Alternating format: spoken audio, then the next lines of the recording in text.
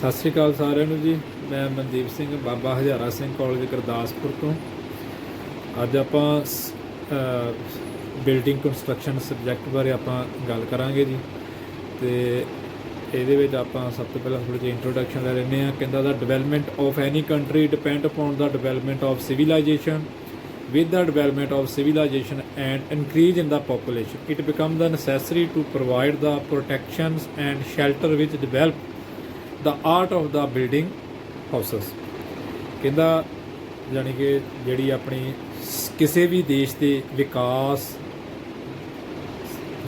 ਸਭਿਅਤਾ ਦੇ ਜਾਣੀ ਕਿ ਜਿਹੜਾ ਕਿਸੇ ਵੀ ਦੇਸ਼ ਦਾ ਵਿਕਾਸ ਉਸ ਦੀ ਸਭਿਅਤਾ ਦੇ ਆਧਾਰ 'ਤੇ ਜਾਣੀ ਕਿ ਆਪਾਂ ਕਰ ਸਕਦੇ ਹਾਂ, ਨਿਰਭਰ ਕਰਦਾ। ਅਤੇ ਸਭਿਅਤਾ ਦੇ ਵਿਕਾਸ ਵਿੱਚ ਆਬਾਦੀ ਦੇ ਵਾਧੇ ਦੇ ਨਾਲ ਆਪਾਂ ਇਹ ਵੀ ਯਕੀਨੀ ਬਣਾਉਣਾ ਕਿ ਉੱਥੋਂ ਦੇ ਰਹਿਣ ਵਾਲੇ ਜਾਣੀ ਕਿ ਜਿਹੜੀ ਪਾਪੂਲੇਸ਼ਨ ਆ, ਜਿਹੜੇ ਲੋਕ ਆ, ਉਹਨਾਂ ਨੂੰ ਇੱਕ ਸ਼ੈਲਟਰ, ਇੱਕ ਜਾਣੀ ਕਿ ਛੱਤ ਮੁਹੱਈਆ ਕਰਾਈ ਜਾ ਸਕੇ। ਉਹਨਾਂ ਦੇ ਰਹਿਣ ਬਸੇਰੇ ਵਾਸਤੇ ਉਹਨਾਂ ਨੂੰ ਇੱਕ ਬਿਲਡਿੰਗ ਦੇ ਵਿੱਚ ਪ੍ਰੋਵਾਈਡ ਕਰਾਈ ਜਾ ਸਕੇ ਜਿੱਥੇ ਉਹ ਰਹਿ ਸਕੇ। ਇਸ ਦੇ ਦਰਮਿਆਨ ਜਿਹੜੀਆਂ ਵੈਦਰ ਏਜੰਸੀਜ਼ ਆ, ਜਿੱਦਾਂ ਠੀਕ ਹੈ ਜੀ, ਰੇਨ, ਡਸਟ, ਸਟੋਰਮਸ, ਠੀਕ ਹੈ, ਜਿਹੜੀਆਂ ਆਉਣ ਵਾਲੀਆਂ ਜਿਹੜੀਆਂ ਮੁਸ਼ਕਲਾਂ ਵਾ ਉਹਨਾਂ ਤੋਂ ਜਾਣੀ ਕਿ ਉਹਨਾਂ ਨੂੰ ਸੁਰੱਖਿਆ ਪ੍ਰਦਾਨ ਕਰਾਈ ਜਾ ਸਕੇ। ਇਹ ਆਪਣਾ ਜਾਣੀ ਕਿ ਜਿਹੜੀ ਆ ਡਿਵੈਲਪ ਕੰਟਰੀ ਆ ਕਿ ਹਰ ਇੱਕ ਬੰਦੇ ਦਾ ਘਰ ਨਿਵਾਸ ਹੋਏ ਕਿ ਜਿੱਥੇ ਉਹ ਬੰਦਾ ਰਹਿ ਸਕੇ, ਉਹਨੂੰ ਛੱਤ ਮਿਲੀ ਹੋਵੇ, ਠੀਕ ਆ। ਇਹ ਹਰ ਇੱਕ ਦੀ ਜ਼ਰੂਰਤ ਹੈ, ਠੀਕ ਆ। ਇਹ ਡਿਵੈਲਪ ਕੰਟਰੀ ਦੀ ਇਹੋ ਹੀ ਜਾਣੀ ਕਿ ਜਿਹੜੀ ਆ ਕਾਮਯਾਬੀ ਵੀ ਹੈਗੀ ਆ ਕਿ ਉਹ ਇਸ ਚੀਜ਼ ਨੂੰ ਜਾਣੀ ਕਿ ਮੁਹੱਈਆ ਕਰਾਵੇ। ਉਸ ਤੋਂ ਬਾਅਦ ਆਪਾਂ ਗੱਲ ਕਰ ਲੈਂਦੇ ਹਾਂ ਇੰਪੋਰਟੈਂਸ, ਮਹੱਤਤਾ, ਬਿਲਡਿੰਗ ਦੀਆਂ ਮਹੱਤਤਾ ਕੀ ਹੈ। ਇਹਦੇ ਵਿੱਚ ਆਪਾਂ ਗੱਲ ਕਰ ਲੈਂਦੇ ਹਾਂ to provide the knowledge as to how the life the building can be increased, ਕਿ ਆਪਾਂ ਨੂੰ ਗਿਆਨ ਹੋਣਾ ਚਾਹੀਦਾ, ਆਪਾਂ ਨੂੰ ਪਤਾ ਹੋਣਾ ਚਾਹੀਦਾ ਕਿ ਆਪਾਂ ਬਿਲਡਿੰਗ ਦੀ ਲਾਈਫ ਨੂੰ ਇਨਕਰੀਜ਼ ਕਰਨ ਵਾਸਤੇ, ਠੀਕ ਹੈ, ਇੱਦਾਂ ਦਾ ਪਲਾਨ ਕਰੀਏ ਕਿ ਉਹਨੂੰ ਪ੍ਰੋਪਰ ਧਿਆਨ ਨਾਲ ਜਾਣੀ ਕਿ ਸਾਰੀ ਸਮਝ ਦੇ ਨਾਲ, ਠੀਕ ਆ, ਉਹਨੂੰ ਪ੍ਰੋਪਰ ਡਿਜ਼ਾਈਨ ਕੀਤਾ ਜਾਏ ਕਿ ਉਹਦੀ ਲਾਈਫ ਜਿਹੜੀ ਆ ਉਹ ਕਿੱਦਾਂ ਆਪਾਂ ਇਨਕਰੀਜ਼ ਬਣਾ ਸਕਦੇ ਹਾਂ, ਇਨਕਰੀਜ਼ ਕਰ ਸਕਦੇ ਹਾਂ, ਠੀਕ ਹੈ ਜੀ। Second, to provide the knowledge as to how the load are transfer into the soil safety. ਆਪਾਂ ਨੂੰ ਇਸ ਚੀਜ਼ ਦਾ ਵੀ ਗਿਆਨ ਹੋਣਾ ਚਾਹੀਦਾ, ਇਸ ਚੀਜ਼ ਦੀ ਵੀ ਨੌਲੇਜ ਹੋਣੀ ਚਾਹੀਦੀ ਆ ਕਿ ਆਪਾਂ ਜਿਹੜਾ ਲੋਡ ਵਾ ਉਸ ਆਪਾਂ ਸੋਇਲ ਦੇ ਵਿੱਚ, ਮਿੱਟੀ ਦੇ ਵਿੱਚ ਕਿੱਦਾਂ ਜਾਣੀ ਕਿ ਟਰਾਂਸਫਰ ਕਰਨਾ ਹੈਗਾ। ਫਸਟ ਫਲੋਰ, ਸੈਕਿੰਡ ਫਲੋਰ, ਅਤੇ ਉਹਦਾ ਡਾਇਰੈਕਟਲੀ ਜਾਣੀ ਕਿ ਜਿਹੜਾ ਆਪਣਾ ਜਿਹੜਾ ਲੋਡ ਹੁੰਦਾ ਉਹ ਸਾਰਾ ਹੀ ਜਾਣੀ ਕਿ ਜਿਹੜਾ ਸੋਇਲ 'ਤੇ ਹੁੰਦਾ ਵੀ ਉਹ ਆਟੋਮੈਟਿਕਲੀ ਜਿਹੜਾ ਸੋਇਲ ਦੇ ਮਿੱਟੀ ਦੇ ਵਿੱਚ ਟਰਾਂਸਫਰ ਹੋਏ।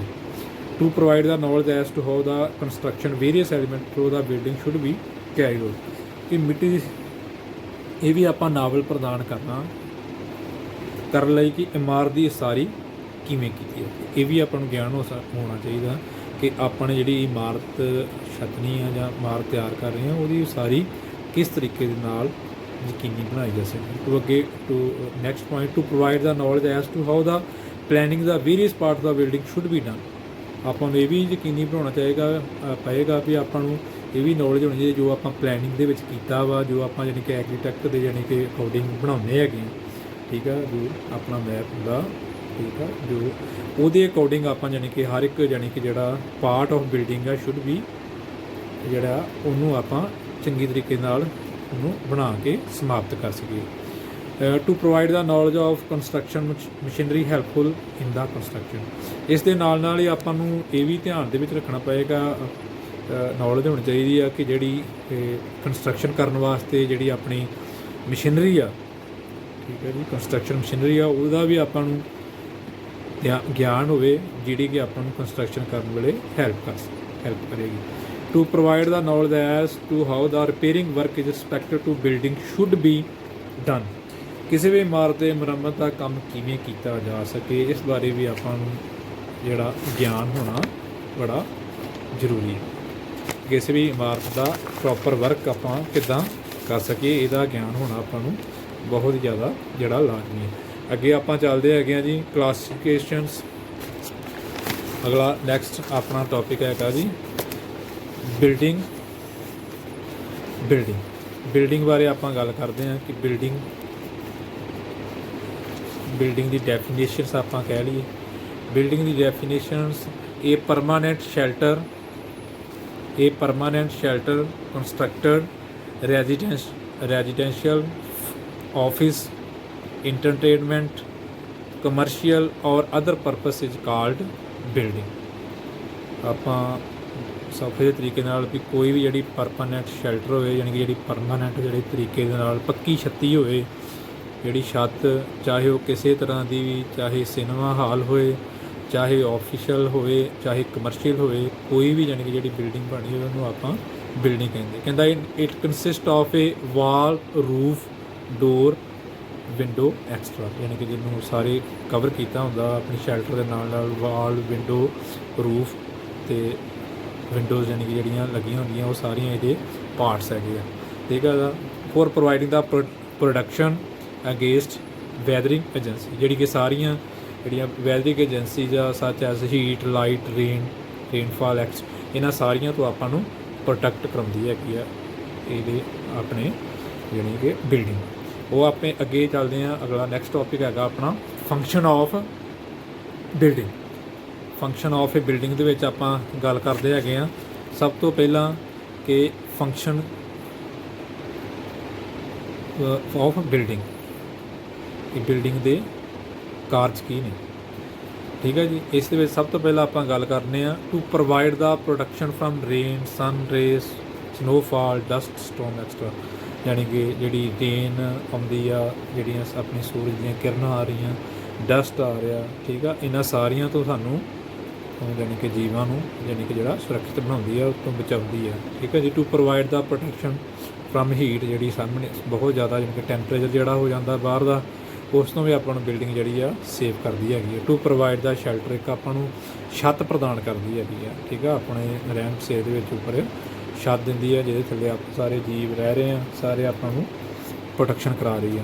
ਉਸ ਤੋਂ ਬਾਅਦ ਆਪਾਂ to provide the sufficient space for the inhabitants of the building, ਯਾਨੀ ਕਿ ਜਿਹੜੇ ਵਸਨੀਕ ਰਹਿ ਰਹੇ ਆ ਉਹਨਾਂ ਨੂੰ ਯਾਨੀ ਕਿ ਸਫੀਸ਼ੀਐਂਟ ਸਪੇਸ ਪ੍ਰੋਵਾਈਡ ਕੀਤੀ ਜਾਂਦੀ ਹੈ। ਉਹਦੇ ਵਿੱਚ ਯਾਨੀ ਕਿ ਉਹਨਾਂ ਨੂੰ ਸਫੀਸ਼ੀਐਂਟ ਸਪੇਸ ਮਿਲਦੀ ਹੈ ਜਿੱਥੇ ਉਹ ਆਪਣਾ ਰਹਿਣ ਬਸੇਰਾ ਕਰਦੇ। To provide the protection from damage, ਯਾਨੀ ਕਿ ਜਿਹੜੀ ਬਿਲਡਿੰਗ ਆ ਜਿਹੜੀ ਕਿ ਹੋਣ ਵਾਲੀ ਡੈਮੇਜ, ਯਾਨੀ ਕਿ ਜਿਹੜੀ ਆਪਣੇ ਕੰਧਾਂ ਦੇ ਵਿੱਚ ਯਾਨੀ ਕਿ ਜਾਂ ਹੋਰ ਪਾਣੀ ਐਕਸਟਰਾ ਜਿਹੜਾ ਆਉਂਦਾ, ਠੀਕ ਹੈ ਜੀ, ਸਲਾਬ, ਉਹ ਤੋਂ ਵੀ ਸਾਰੇ ਤੋਂ ਆਪਾਂ ਨੂੰ ਬਿਲਡਿੰਗ ਜਿਹੜੀ ਆ ਉਹ ਰੋਕਥਾਮ ਕਰਦੇ। To provide the protection from thefts, ਯਾਨੀ ਕਿ ਜਿਹੜੇ ਆਪਾਂ ਨੂੰ ਚੋਰੀ ਚਕਾਰੀ ਦੇ ਯਾਨੀ ਕਿ ਜਿਹੜੇ ਹੋਰ ਡਰ ਜਿਹੜੇ ਆਪਣਾ ਕੀਮਤੀ ਸਮਾਨ ਹੁੰਦਾ ਵਾ ਜਿਹੜਾ ਆਪਾਂ ਨੇ ਰੱਖਿਆ ਹੁੰਦਾ ਬਿਲਡਿੰਗ ਵਿੱਚ, ਉਹ ਤੋਂ ਵੀ ਯਾਨੀ ਕਿ ਚੋਰਾਂ ਦੇ ਡਰ ਤੋਂ ਵੀ ਆਪਾਂ ਨੂੰ ਜਿਹੜਾ ਵਾ ਬਚਾਉਂਦੀ ਆ, ਆਪਾਂ ਨੂੰ ਯਕੀਨੀ ਬਣਾਉਂਦੀ ਹੈ। ਟੂ ਪ੍ਰੋਵਾਈਡ ਦਾ ਡਰੇਨ ਜਾਂ arrangement of dispose of the surplus water, ਅਤੇ ਇਹ ਬਿਲਡਿੰਗ ਦੇ ਯਾਨੀ ਕਿ ਆਪਾਂ ਨੂੰ ਇੱਦਾਂ ਦਾ ਡਰੇਨ ਦਾ ਅਰੇਂਜਮੈਂਟ ਕੀਤਾ ਹੋਣਾ ਚਾਹੀਦਾ ਕਿ ਜਿਹਦੇ ਨਾਲ ਯਾਨੀ ਕਿ ਜਿਹੜਾ ਵਾਧੂ ਪਾਣੀ ਆ ਜਿਹੜਾ ਯਾਨੀ ਕਿ ਜਿਹੜਾ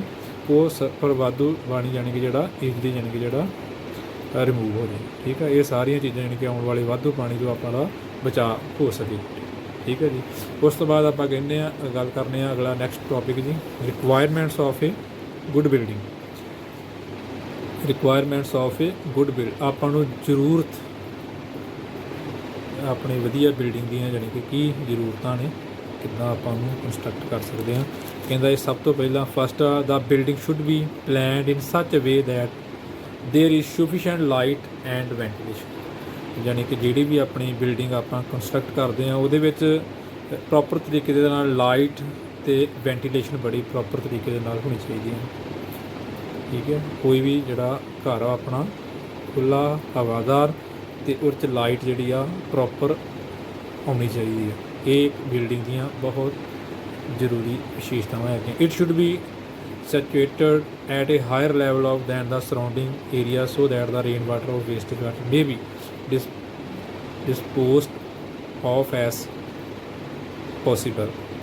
ਇੱਕ ਬਿਲਡਿੰਗ ਦਾ ਇਹ ਵੀ ਆਪਣੇ ਧਿਆਨ 'ਚ ਰੱਖਣਾ ਚਾਹੀਦਾ ਕਿ ਪਾਣੀ ਬਿਲਡਿੰਗ ਇਸ ਏਰੀਏ ਦੇ ਵਿੱਚ ਹੋਣੀ ਚਾਹੀਦੀ ਆ, ਉੱਚੀ ਜਗ੍ਹਾ 'ਤੇ ਹੋਣੀ ਚਾਹੀਦੀ ਕਿ ਜਿਹੜਾ ਉਹਦਾ ਡਿਸਪੋਜ਼ਲਸ ਯਾਨੀ ਕਿ ਜਿਹੜਾ ਵੇਸਟ ਵਾਟਰ ਆ ਉਹ ਈਜ਼ਲੀ ਯਾਨੀ ਕਿ ਜਿਹੜਾ ਵਾ ਉੱਥੋਂ ਯਾਨੀ ਕਿ ਡਰੋਪ ਹੋ ਸਕੇ, ਉੱਥੋਂ ਪਾਣੀ ਨਿਕਲ ਸਕੇ। It should be design in such way that the sufficient space available for in all comfort. ਆਪਾਂ ਨੂੰ ਜਦੋਂ ਬਿਲਡਿੰਗ ਬਣਾਉਣ ਦੇ ਵਿੱਚ ਇਹ ਵੀ ਗੱਲਾਂ ਧਿਆਨ ਰੱਖਣਾ ਪੈਣਾ ਕਿ ਜਿਹੜੀ ਸਪੇਸ ਵਾ ਉਹ ਇੰਨੀ ਕੀ ਅਵੇਲੇਬਲ ਹੋਣੀ ਚਾਹੀਦੀ ਹੈ ਕਿ ਜਿਹੜਾ ਰਹਿਣ ਵਾਲੇ ਪਰਸਨਸ ਹੈਗੇ ਆ ਉਹਨਾਂ ਨੂੰ ਈਜ਼ਲੀ ਕੰਫਰਟ ਮਹਿਸੂਸ ਕਰ ਸਕਣ, ਯਾਨੀ ਕਿ ਹਰ ਪਾਸੇ ਯਾਨੀ ਕਿ ਉਹਦੀ ਜਗ੍ਹਾ ਮੁਹੱਈਆ ਕਰਾਈ ਜਾ ਸਕੇ।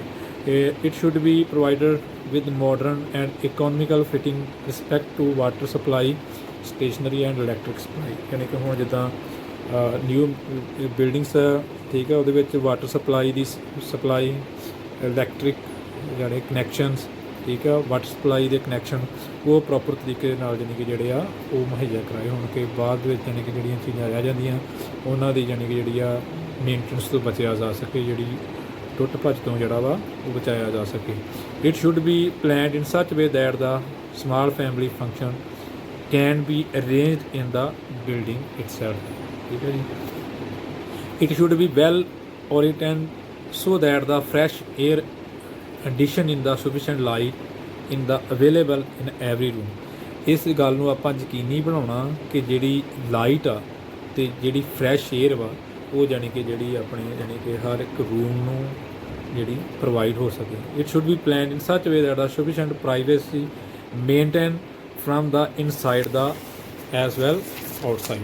ਆਪਾਂ ਨੂੰ ਜਾਣੀ ਕਿ ਜਿਹੜੀ ਬਿਲਡਿੰਗ ਦੀ ਪ੍ਰਾਈਵੇਸੀ ਨੂੰ ਵੀ ਆਪਾਂ ਨੇ ਧਿਆਨ 'ਚ ਰੱਖਣਾ ਵੀ ਉਹਨੂੰ ਯਕੀਨੀ ਬਣਾਇਆ ਜਾ ਸਕੇ ਕਿ ਅੰਦਰ ਯਾਨੀ ਕਿ ਜਿਹੜੇ ਬੰਦੇ ਰਹਿਣ ਤੇ ਵਾਲਸ ਡੋਰਸ ਠੀਕ ਆ ਸਾਰਾ ਕੁਝ ਉਹਦੇ ਯਾਨੀ ਕਿ ਦਰਮਿਆਨ ਹੋਣਾ ਚਾਹੀਦਾ ਹੈ। ਅਤੇ ਆਪਣਾ ਜਿਹੜਾ ਰੂਮ ਦਾ ਡਿਸਟੈਂਸ ਆ ਉਹ ਵੀ ਆਪਣਾ ਯਾਨੀ ਕਿ ਜਿਹੜਾ ਉਹ ਆਪਣਾ ਤੈਅ ਹੋਵੇ, ਘੱਟ ਹੋਵੇ, ਕੰਪਲੀਕੇਟਡ ਨਾ ਹੋਵੇ। ਉਹ ਵੀ ਆਪਾਂ ਇਸ ਬਿਲਡਿੰਗ ਕਿਸੇ ਨੂੰ ਵੀ ਡਿਜ਼ਾਈਨ ਕਰਨ ਦੇ ਵਿੱਚ ਆਪਾਂ ਨੇ ਧਿਆਨ ਕਰਨਾ। ਇਹ ਇੱਕ ਗੁੱਡ ਚੰਗੀ ਬਿਲਡਿੰਗ ਦੀ ਆ ਯਾਨੀ ਕਿ ਜਿਹੜੀਆਂ ਵਾ ਇੰਪੋਰਟੈਂਸ ਹੈਗੀਆਂ। ਅੱਗੇ ਆਪਾਂ ਗੱਲ ਕਰਦੇ ਹਾਂ, ਨੈਕਸਟ ਟੋਪਿਕ ਹੈਗਾ classification of building based on ਓਕੂਪੈਂਸੀ।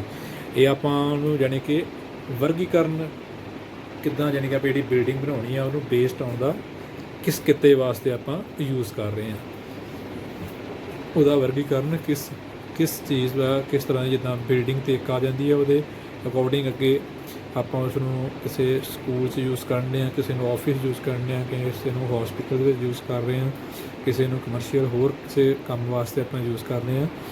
ਉਹ ਆਪਣੇ ਕਿੱਤੇ 'ਤੇ ਜਾਣੀ ਕਿ ਡਿਪੈਂਡ ਕਰਦਾ ਹੈ ਕਿਸ ਤਰ੍ਹਾਂ ਦੇ ਜਾਣੀ ਕਿ ਉਹ ਕੰਮ ਦੇ ਵਿੱਚ ਯੂਜ਼ ਹੋ ਰਿਹਾ। ਉਹਦੇ ਵਿੱਚ ਆਪਾਂ ਪੜ੍ਹ ਲੈਂਦੇ ਹਾਂ ਦਾ ਬੇਸਡ। ਸਭ ਤੋਂ ਪਹਿਲਾਂ ਰੈਜ਼ੀਡੈਂਸ਼ੀਅਲ ਬਿਲਡਿੰਗ ਹੈਗੀ ਆ, ਸੈਕੰਡ ਐਜੂਕੇਸ਼ਨ ਬਿਲਡਿੰਗ ਹੈਗੀ ਆ, ਆਫਿਸ ਬਿਲਡਿੰਗ ਹੈਗੀ ਆ, ਹਿਸਟੋਰੀਕਲ ਬਿਲਡਿੰਗ ਹੈਗੀ ਆ, ਇੰਡਸਟਰੀਅਲ ਬਿਲਡਿੰਗ ਹੈਗੀ ਆ, ਕਮਰਸ਼ੀਅਲ ਬਿਲਡਿੰਗ ਹੈਗੀ ਆ, ਸਟੋਰੇਜ ਬਿਲਡਿੰਗ ਹੈਗੀ ਆ, ਅਸੈਂਬਲੀ ਬਿਲਡਿੰਗ ਹੈਗੀ ਆ, ਪਬਲਿਕ ਬਿਲਡਿੰਗ ਹੈਗੀ ਆ, ਇੰਸਟੀਟਿਊਸ਼ਨਲ ਬਿਲਡਿੰਗ ਹੈਗੀ ਆ ਜੀ। ਇਹ ਸਾਰੀਆਂ ਜਾਣੀ ਕਿ ਜਿਹੜੀਆਂ ਬਿਲਡਿੰਗਸ ਦੇ ਬਾਰੇ ਆਪਾਂ ਥੋੜ੍ਹਾ ਇਹਨਾਂ ਨੂੰ ਗਾਈਡ ਕਰਾਂਗੇ। ਜਿੱਦਾਂ ਰੈਜ਼ੀਡੈਂਸ਼ੀਅਲ ਬਿਲਡਿੰਗਸ ਹੈਗੀ ਆ, ਇਨ ਦਾ ਬਿਲਡਿੰਗ ਇਨ ਵਿਚ ਦਾ ਇੰਡੀਵਿਜੂਅਲ ਔਰ ਏ ਫੈਮਿਲੀ ਆਫ ਏ ਗਰੁੱਪ, ਜਿਨ੍ਹਾਂ ਦੇ ਵਿੱਚ ਆਪਾਂ ਫੈਮਿਲੀ ਦੇ ਤੌਰ 'ਤੇ ਆਪਣੇ ਪਰਿਵਾਰਿਕ ਦੇ ਨਾਲ ਜੀਆਂ ਦੇ ਨਾਲ ਰਹਿੰਦੇ ਹਾਂ, ਉਹਨਾਂ ਨੂੰ ਆਪਾਂ ਰੈਜ਼ੀਡੈਂਸ਼ੀਅਲ ਬਿਲਡਿੰਗ ਕਹਿ ਲੈਂਦੇ ਹਾਂ। ਇਸ ਤਰ੍ਹਾਂ residential building such as flat ਠੀਕ ਆ, ਫਲੈਟ ਹਾਊਸ ਠੀਕ ਆ, ਇਹ ਸਾਰੀਆਂ ਆਪਾਂ ਯੂਜ਼ ਕਰ ਲੈਂਦੇ। ਨਾ ਕੋਈ ਫਲੈਟ 'ਚ ਰਹਿ ਰਿਹਾ, ਕੋਈ ਕਾਟੇਜ 'ਚ ਰਹਿ ਰਿਹਾ ਠੀਕ ਆ ਜੀ। ਇਹ ਸਾਰੀਆਂ ਚੀਜ਼ਾਂ ਨੂੰ ਆਪਾਂ ਰੈਜ਼ੀਡੈਂਸ਼ੀਅਲ ਬਿਲਡਿੰਗ ਕਹਿੰਦੇ। Office building the building are use to official purpose any department, ਕਿਸੇ ਵੀ ਡਿਪਾਰਟਮੈਂਟ ਦੇ ਵਿੱਚ ਜਾਣੀ ਕਿ ਜਿਹੜੀ ਆਪਾਂ ਆਫਿਸ ਬਿਲਡਿੰਗ ਜਿੱਦਾਂ ਟੀ ਡਿਪਾਰਟਮੈਂਟ ਲੈ ਲਓ, ਟੈਲੀਫੋਨ ਐਕਸਟਰਾ ਕੋਈ ਵੀ ਆਪਣਾ ਆਫਿਸ, ਕੰਪਿਊਟਰ ਆਫਿਸ ਠੀਕ ਹੈ ਜੀ। ਇਹ ਸਾਰੇ ਜਾਣੀ ਕਿ ਜਿਹੜੀਆਂ ਆਪਾਂ ਨੂੰ ਆਫਿਸ ਬਿਲਡਿੰਗ ਆਉਂਦੀ ਹੈ। ਹਿਸਟੋਰੀਕਲ ਬਿਲਡਿੰਗ ਦਾ ਬਿਲਡਿੰਗ ਵਿੱਚ ਵੀ ਇੰਡੀਕੇਟ ਦਾ ਹਿਸਟੋਰੀਕਲ ਇੰਪੋਰਟੈਂਟ ਰੈਫਰ ਦਾ ਹਿਸਟੋਰੀਕਲ ਬਿਲਡਿੰਗ ਸੱਚ ਐਜ਼ ਜਿੱਦਾਂ ਜਾਣੀ ਕਿ ਜਿੱਦਾਂ 'ਚ ਕੋਈ ਇਤਿਹਾਸ ਜੁੜਿਆ ਹੁੰਦਾ, ਜਿੱਦਾਂ ਲਾਲ ਕਿਲ੍ਹਾ ਕਹਿ ਲਓ, ਤਾਜ ਮਹਿਲ ਕਹਿ ਲਓ, ਕੁਤਬ ਮੀਨਾਰ ਕਹਿ ਲਓ, ਜਿਹੜੀ ਆਪਾਂ ਨੂੰ ਜਾਣੀ ਕਿ ਕੋਈ ਪਿਛਲੇ ਸਮੇਂ ਦੇ ਨਾਲ ਕੋਈ ਯਾਦਗਾਰ ਨਾਲ ਹਿਸਟੋਰੀਕਲ ਬਿਲਡਿੰਗ ਨਾਲ ਉਹਨਾਂ ਨੂੰ ਆਪਾਂ ਹਿਸਟੋਰੀਕਲ ਬਿਲਡਿੰਗਸ ਕਹਿੰਦੇ ਹਾਂ। Commercial building the building should use to a business purpose refer to commercial building such as shop, store, banks extra. Storage building ਜਿਹੜੀ the buildings use to store the various product and refer as a store building such as a shop, godowns, store, banks ਆਪਣੇ godowns extra ਠੀਕ ਹੈ, ਜਿਨ੍ਹਾਂ ਦੇ ਵਿੱਚ ਆਪਾਂ ਨੂੰ ਸਮਾਨ ਨੂੰ ਸਟੋਰ ਕਰਦੇ ਹੈਗੇ ਹਾਂ, ਰਾ ਮਟੀਰੀਅਲ ਨੂੰ ਸਟੋਰ ਕਰਦੇ ਹੈਗੇ ਹਾਂ। ਉਸ ਤਰ੍ਹਾਂ ਦੀ ਆਪਣੀ ਜਿਹੜੀ ਆ ਬਿਲਡਿੰਗਸ ਨੂੰ ਆਪਾਂ ਜਿਹੜੇ ਆ ਸਟੋਰੇਜ ਬਿਲਡਿੰਗ ਕਹਿੰਦੇ ਆ ਠੀਕ ਹੈ ਜੀ। ਅੱਜ ਵਾਸਤੇ ਇੰਨਾ ਹੀ। ਥੈਂਕ ਯੂ, ਧੰਨਵਾਦ ਜੀ।